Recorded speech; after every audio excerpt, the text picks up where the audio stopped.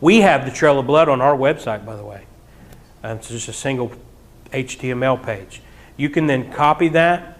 Takes you a second to run your cursor down, copy it, and paste it into a word processor, Word or OpenOffice or something like that, and then save it to your hard drive and print it or just read it off your computer. It's very easily done. Free of charge. Anybody got any questions or anything clarification you need on any of this? Yes, Kim? What's an Anabaptist? An Anabaptist is basically a Baptist before the Reformation. And then they splintered off. There were some groups that went into the Mennonites. Actually, the Amish also traced back from there. But it's kind of like a family tree. You have the Anabaptist is the stump.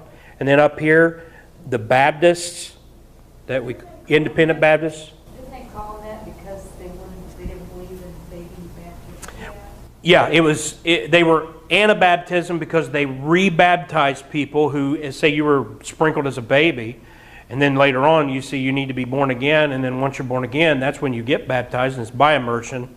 That's why they were labeled that.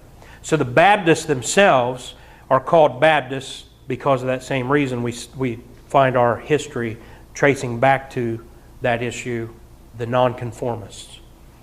Now, there were groups that were Baptistic or whatever, called the Brethren, and I can't remember all the names, a bunch of names like that. It's very interesting. That Trail of Blood will introduce you to a lot of wonderful Christians. Those Waldensians lived up in the mountains of Europe and northern Italy. It's heartbreaking. They were just wonderful, godly people living their lives. It was like something out of a fairy tale. And the Pope took his troops up there and just started slaughtering them. It's just amazing. Yes? What's your remark of Anabaptist would be the Bible makes us Baptist or Edith's Day? Yeah, it's the same book under two different titles. The original title was In Edith's Day.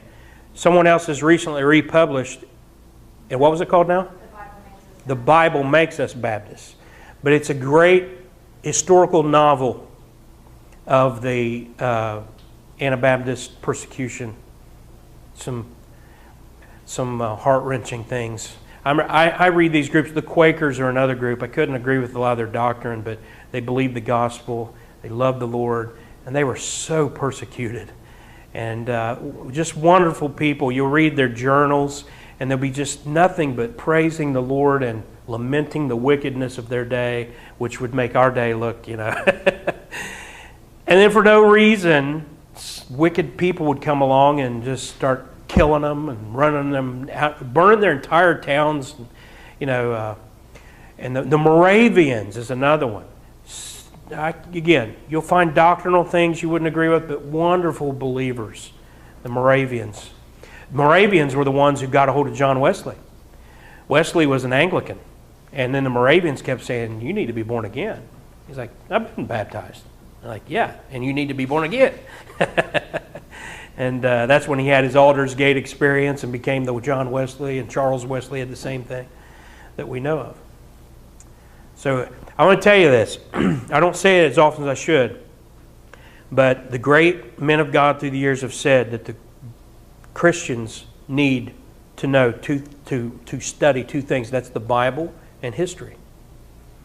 And it's the ignorance of the Bible, obviously, but also the ignorance of history that's caused so many to stumble. Hosea 4:6, my people are destroyed for lack of knowledge. So I used to hate history. Now I can't get enough. You start to learn this stuff, you start to see the reality of it, and it just becomes addicting.